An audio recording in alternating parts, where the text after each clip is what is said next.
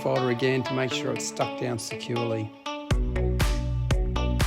Next, I'm going to add a layer of leather dye, and that will really bring out that original the gilding on the front and the back covers and also the spine. Finally, after a layer of leather preservative, the book is looking shiny and magnificent and good to go for another couple hundred years. Thanks for watching.